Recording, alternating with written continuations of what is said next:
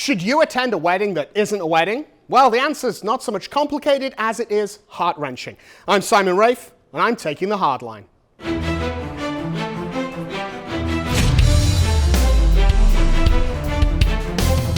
Welcome back to Hardline, the show where I give you answers you might not want to hear. I'm your host, Simon Rafe. Later on, Joe Enders, my button-mashing producer, will be joining me. And after that, our Rome correspondent, Jules Gomesh, will be here with all the latest news from the Vatican. But for now, should you attend a wedding that isn't a wedding? Now, obviously, anyone who has any knowledge of philosophy, you don't even have to have studied it. Maybe you just walked into the wrong class one bleary-eyed morning after a heavy night before in college, or maybe you were trying to impress that bohemian-looking girl with the pretty eyes sitting opposite you in the library. If you have any knowledge of philosophy, you know you cannot attend a wedding that is not a wedding because a thing is itself and a thing is not itself.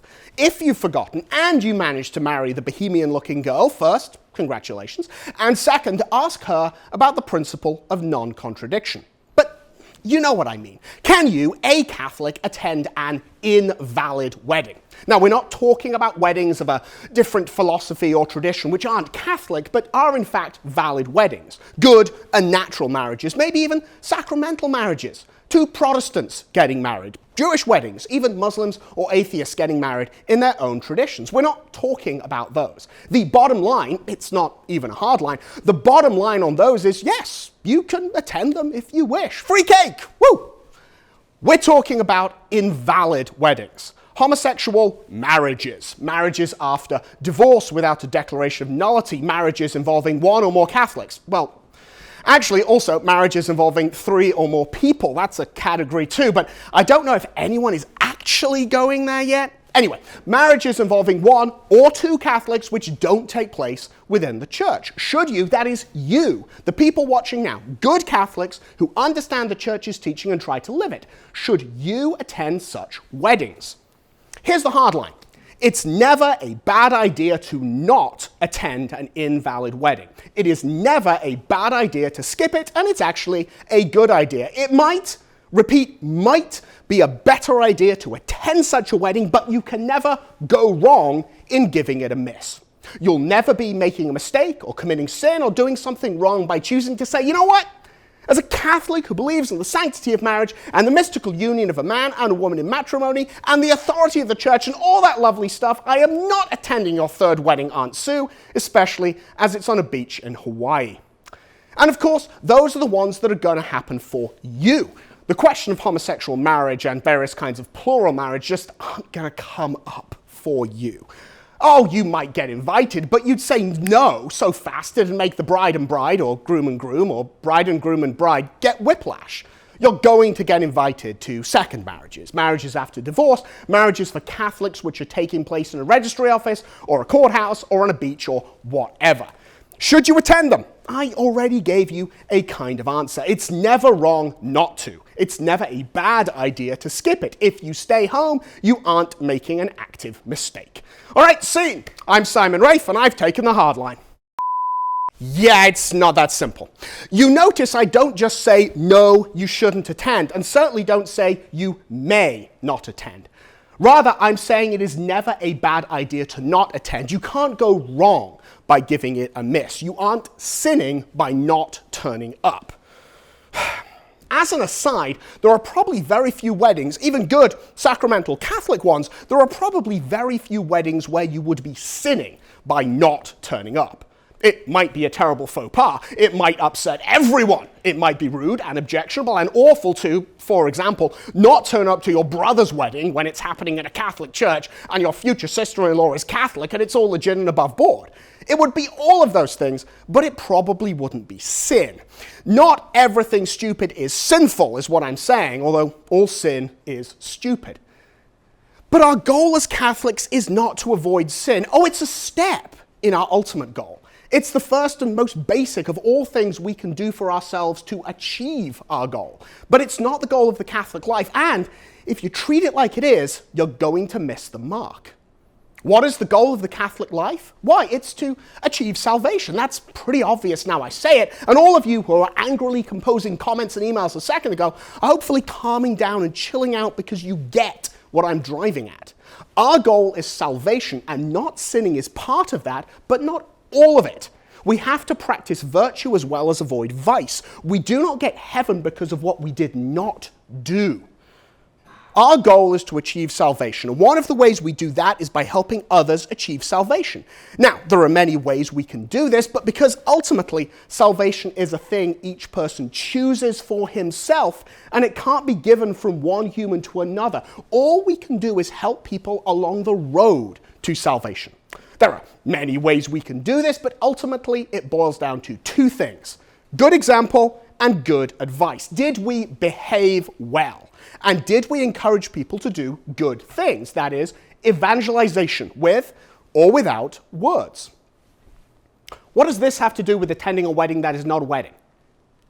Everything.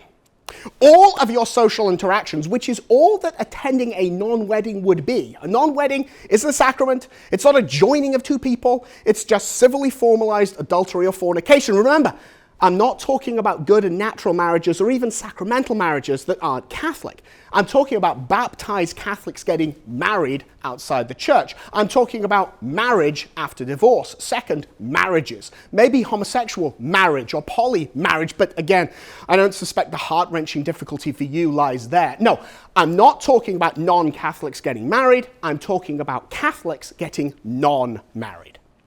All of your social interactions must have, if not as their core, at their foundation, must have somewhere within them the idea of trying to evangelize that person. In your basic day-to-day life, simply showing the love of Christ by kindness and charity and compassion. In more explicit settings, showing it by your words and statements and positions taken. At the very least, we must never cause scandal or confusion or appear to support evil or falsehood.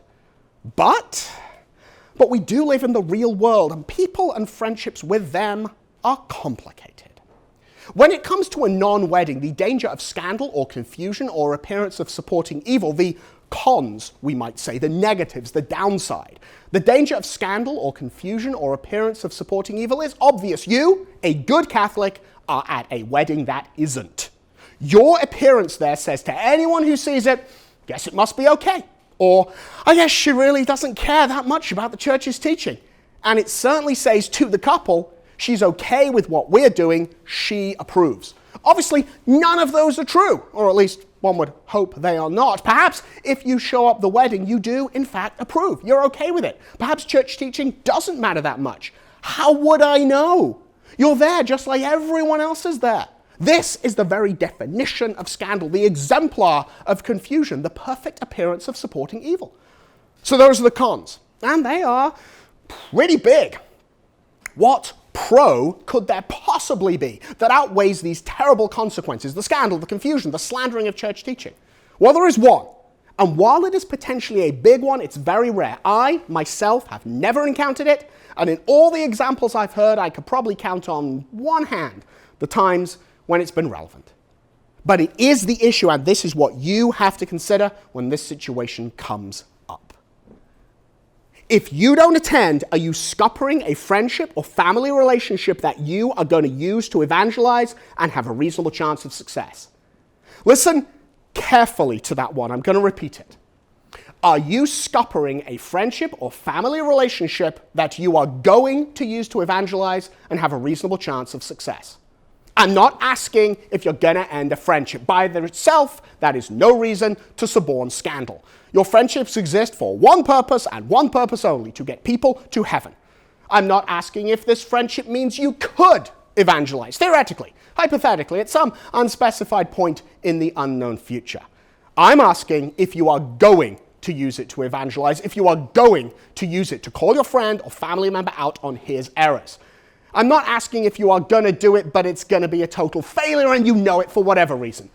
Maybe it's the fourth marriage and he's a founder member of the local chapter of We Hate Catholics and all of their marriage rules. Maybe you yourself have a sordid history with this and you are never ever going to be able to get beyond him screaming, "But you did it too!" That is sad and unfortunate, and he is totally wrong to bring it up, and it is irrelevant, and that behavior is honestly satanic, but it doesn't matter. There are some times you just don't stand a decent chance of evangelizing with words. What you have left is prayer and example. And one of the most powerful examples is just not being at the wedding. It's a simple, elegant, eloquent gesture. You can explain why you are not attending. Polite note with the regretful RSVP. That will help them understand even if they don't agree. Of course they won't agree. They'll probably hate you. Certainly it will damage the friendship, maybe even destroy it. But the only reason to keep it is to use it to evangelize. And you have to be honest with yourself here. We're humans. We're fallen, we're flawed. It's very hard to be honest, but we have to be. Are we going to use the friendship to evangelize? Are we really? If we are, why aren't we doing it now by skipping the wedding and letting them know? If you attend later on and say you weren't really married, what are you going to say when they come back with, but you attended our wedding? Every year that goes by without saying something makes it harder and harder to be heard. You have to think about these things. What is your strategy and plan for evangelization? Do you have one? Do you have a firm commitment to do it? Really? Honestly? Is that commitment a better plan than biting the bullet and not attending and letting them know why? Or are you just pretending, lying to yourself, procrastinating? I'll do it tomorrow. Here's a hard line. One day you and they are going to run out of tomorrows. I am not telling you what to do. I am telling you that if you don't go, you're okay. You aren't sinning. You certainly aren't causing scandal or confusion. It's a safe option. Always will be. But there might be something better. Might. I've never experienced it, and I've encountered it less than a handful of times, but your mileage may vary. Just be honest with yourself. So what do you think, Joe? I really like this discussion, and I think it's something that's very important for Catholics to recognize about this. It actually kind of reflects on a personal experience that I've actually dealt with. Kind of, there's a little bit of backstory to it, so bear with me, guys. But it's a very interesting story. And obviously, this marriage wasn't sinful. It wasn't like anything you're talking about, in here specifically. But I kind of want to change the details of the story and say it was going to be a sinful marriage, not a sacramental marriage, not even a sacramental marriage outside of something else. So it would have been an invalid marriage. Right. Let's say this story was going to lead to an invalid marriage, and there was an internet star that was contemplating Catholicism but wasn't sure about Catholicism and was going to go into an invalid marriage. And that person had hundreds of thousands of followers, and they could reach people over the internet. They could do all of those different things in order to help and benefit the church. Would you or would you not attend that wedding for the greater good of evangelizing that person and bringing them to the truth and converting to Catholicism and eventually conforming to Catholicism entirely? Now, just to give a little background, that's my personal story. Not at all like this whatsoever. The personal story revolves around an internet person that I was evangelizing, and good friend of mine marrying another good friend of mine, and they wound up getting married in a Catholic wedding, and it was a beautiful Catholic wedding. And then there was obviously another ceremony after that, and I attended that ceremony as well. There wasn't any understanding that it was a redoing of vows or anything. There was no redoing the sacrament at all. It was just so they could have another wedding because nobody could come because of COVID. That was it. So that's the difference between the stories. But my question to you, Simon, is very simple, is in that situation, as a Catholic, you have some real reflecting to do, and what should you do in that situation? Yeah, absolutely. I would choose to attend that wedding. Right, and I think, look, that's what I'm saying. Look, first off, there's always an option to say, look, I'm just not going to go to the wedding because it's going to be invalid. And the argument is, if I attend, will I preserve a friendship that I am going to use effectively to evangelize? Is that what I'm going to do, or am I just going just to keep the peace and just to keep a relationship? And am I lying to myself and saying, well, because I've got to keep the channel open so that they can, eventually I can make them Catholic. Well, okay, what's the plan? Yeah. What's the plan to do this? Because the scandal and the scandal that is given and the confusion that is created by attending an invalid wedding is huge. And most significantly, it's for the couple itself. The couple itself see you turn up. And if you're known as like a strong Catholic, as a good Catholic, a faithful Catholic, and you turn up at their wedding, that it's like, whoa, this is an invalid wedding, right? This isn't like a church wedding. This isn't a wedding that's there. But they turned up, so it must be okay. And then that actually makes it harder later on to evangelize. I think that's kind of interesting, because it's really where you have to do a spiritual analysis internally and be very open and unashamed of your Catholic beliefs. That way, even if you were to do something like that and you were to turn up at one of these places as somebody everybody knows, they should know that you're a faithful Catholic. They should know where you stand on this issue. They should know that you believe it's wrong. That way, even if you were to turn up there for a reason that you thought was legitimate, everyone there knows that you don't approve. Yeah, and obviously you don't need to, well, you certainly shouldn't make the wedding about yourself. You're not turning up and be all like, rah, rah, rah, this. But it should be, clear that I'm here because my friendship with this person. It should be known before you go to the wedding. Yeah, it should be. And maybe that's not possible. Maybe if it's a very large wedding, maybe if it's a destination wedding, maybe if your friend is getting married to somebody that you don't know, so half the guests there are completely separate from you, but it's like, well, wait a minute, isn't, Uncle Bob? I thought Uncle Bob was like a huge, really big Catholic. Well, he can't be that big. Oh, I guess there's nothing wrong with it. These are all things you've got to consider, because ultimately, the great crisis of the church today is in the family. It's splintered out to a lot of different things. We talk about the lack of vocations, ultimately down to the problems with the family. We talk about a lack of belief in various doctrines of the church. This is because of a failure of the family passing on the faith. We talk about promiscuity, and we talk about abortion and contraception use, and all of these problems in society, criminality, transgenderism, all of this sort of stuff, laziness, people working, all of them are a failure of the family, because the family is a basic building block of civilization. An invalid wedding does not create a family. It creates a false facsimile of one, which is worse than no family at all. 100%. 100%. All right, well, thank you very much, Joe. Always good to hear from Joe, our producer. Don't forget to check out Joe's show, Red Top Report, which is also on Church Militant. Anyway, now we will be shifting over to our gentleman's chat with our favorite Rome correspondent, Dr. Jules Gomes, where we'll be talking about what's going on in Rome.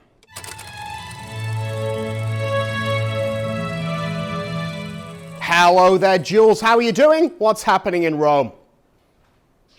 Simon, it's always great to talk to you. It's great to be back on Hardline. And Rome is getting warmer. We're approaching beautiful summer. The flowers are bursting on the trees.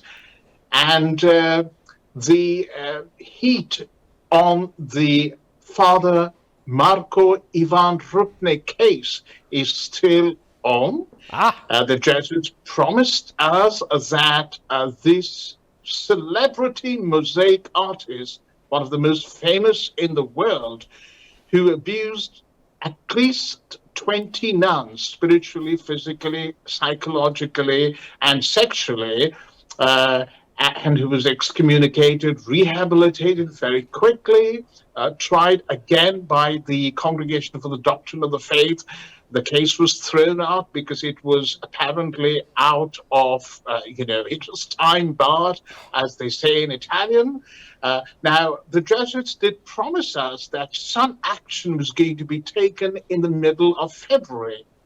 We are in the middle of February, but nothing's happening. However, what's very interesting is that I stumbled across his fan club. Can you believe this priest, after all the complaints, after 4 horrendous testimonies by abused religious sisters, there are about 3,700 people on a Facebook fan page supporting him. Well, that's just crazy. I mean, obviously, though, it's perhaps not too much to imagine. There are serial killers and mass murderers who have fan clubs and so forth. But one would sort of hope that people are not so foolish as to be, sort of social media fans of somebody with this kind of thing. Are they defending him on this Facebook group? Are they saying it couldn't be him because he's such a nice man? They're doing 2 or 3 things. First of all, they continue to share his homilies, videoed homilies. some which had been struck off by, for example, the Gregorian University, where he's been sacked for, what he's done, because of what he's done.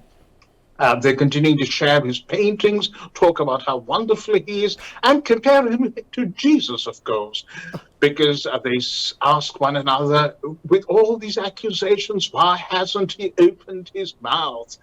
And then his fans respond and say, look at Jesus. He's imitating Jesus, because Jesus did not open his mouth in the face of accusation, like a lamb led to the slaughter and all that sort of thing. So this is very disheartening. And I was talking to a priest friend of mine from India, and he said, what's going on? And he said, well, there are women, because this group, Simon, is comprised largely of women. And he says there are women who marry murderers. Mm-hmm. There is this morbid fascination. Yeah. But in this case, of course, they think he's innocent. They are in denial. And this reminds me of, the theory of cognitive dissonance that I first came across when I was teaching a course on the biblical prophets.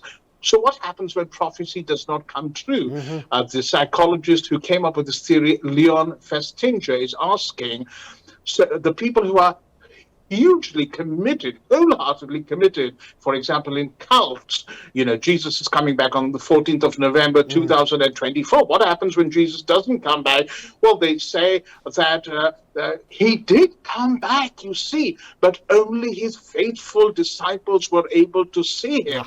So they reinterpret the evidence. And this is what's happening in the case of, across the board, we see celebrity abusive priests, and they may be nervous also, they may be traditionalists, they may be conservatives, but they have their hero worshipping fans who simply refuse to believe that Father X, Y, Z could engage in such could have done such behavior. A thing. And of course, that we have to understand, that this notion, I kind of laughed when you said it was all, women in the fan club, but there is, as you mentioned, there's this idea that, there's some of these women who are fans of people like, Charles Manson and so forth, but as well, there's also sometimes there's an unhealthy obsession with a priest from women, where they sort of look at the priest and they have this crush on the priest in that way. So obviously not the way that we should be treating priests at all. I mean, obviously one can be friendly with a priest, one can be very close with a priest, but certainly the priest is not somebody you should be having a crush on and thinking in that way.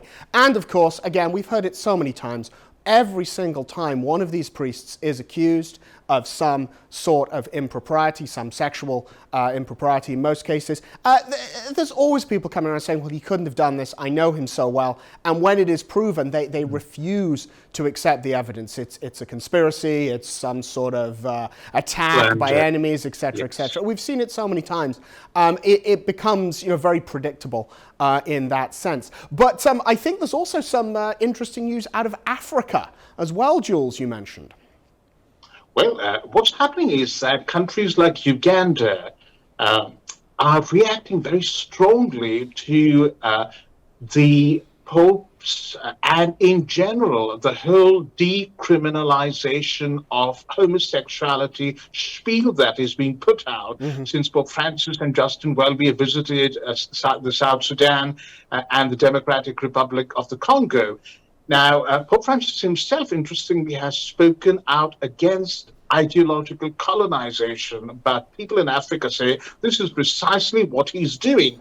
He thinks the West is superior and has progressed, and they still patronizingly look down on us as inferior Africans who morally are far behind, light years behind the West, and need to be taken to re-education camps, basically. But what's happening with the Church of England and all this must be seen together in a form of synthesis, because they're singing from the same hymn sheet, Simon. And after the Church of England last week gave the green light for same-sex blessings, the African world, the African Anglican bishops have just gone crazy. Rwanda, Uganda, Nigeria, they're meeting very soon. They have said that we are declaring impaired communion with Justin Welby. In fact, they're saying The Church of England should leave the Anglican communion because you're the ones who have got apostate. We haven't got wrong. Oh, And yeah, that's just this crazy. sort of raises the question for the Catholic world when we see the James Martins of this world, when we see the flagrant violation of the CDF's declaration on same-sex blessing, 2 seasons of the German clergy blessing same-sex couples in Catholic churches defiantly. What are the African Catholic bishops doing, and why is there not a similar, rising up of the African Catholic bishops? That's the big question that needs to be asked. Yeah, it is. I remember when one of the German bishops, was it Casper or was it Marx? I always get the two of them confused. Yes. Who basically came out and said, I can't hear it when black people talk. And he was just shockingly racist by saying, the Africans shouldn't seek to teach us or try to tell us too much of this sort of stuff. And again, it is this whole thing. I've spoken out against it, this ideological colonization, that one can obviously argue as to whether or not homosexuality should be criminalized, yes or no. But when a country has, as part of its jurisprudence, as something that has been decided within the structures of its constitution, of its legal system, that homosexuality is illegal, as it has been illegal in the vast majority of civilizations for the vast majority of human history, it's simply not appropriate for Pope Francis just to suddenly come out and say, well, it shouldn't be criminal in all circumstances, and all of you need to suddenly snap to with regard to this. It is that form of ideological colonization, a real kind of racism, I think. And I don't like to use that word because it's kind of been co-opted by the left, but it really is very racist. It is. And what's happening is many of these countries, interestingly, are not passing laws, at least now, against homosexuals. And we need to nuance this very carefully because, again, you said co-opted by the left. This is the left's game they're playing. What they're doing is they're passing laws like Hungary has done, like Russia has done, against the propagandization of LGBT ideology, particularly to vulnerable children in schools, to children and vulnerable people, let me put it that way. Yeah. And so the whole boogeyman of criminalization sometimes can be taken a bit too far. Yeah. Yes, there are countries that have laws against homosexuality. Also, what's happening with the whole Western ideological colonization spearheaded by people like Justin Welby and Pope Francis, this is leading very unhelpfully to a negative reaction. They are provoking the Africans even further. And so this week I've been looking at some of the Ugandan press. My goodness, they're coming out left, right, and center. And in a way, that's quite unhelpful, actually, creating a climate of fear, even for people who maybe, not having homosexual relationships, but just having a homosexual orientation. And all this is very worrying. You're very worrying. Well, it does sound like, once again, the ideological colonizers, Welby and Pope Francis and so forth, they've put their foot in it, they've messed it up. I think I would reverse what the Germans said. I think probably the Africans have a great deal to teach us in the West. Perhaps it is time that we had some sort of reverse colonization. Let's maybe learn from our former colonies in that say. That sounds quite a leftist position. Anyway, Jules, that's all we've got time for this week. Always good to talk to you. We'll speak with you next week. Jules Gomesh, our Rome correspondent, thank you so much. Thank you, Simon. Always wonderful to hear from Jules there with information of not just what's happening in Rome, but also in Africa, which, lots of people say that's the future of the church. Let's all pray that that future is a bright one. And of course, let's remember, spring is coming. You're going to get invited to weddings. Some of those weddings may, unfortunately, be invalid ones. I'm not saying that you have to not turn up, but what I am saying is if you don't turn up, it's a safe choice. And if you want to make the more risky one, the one where there is a great possibility of advantage, but also a possibility of disaster, you need to be prayerfully honest with yourself. I'm Simon Rafe, and I've taken the hard line.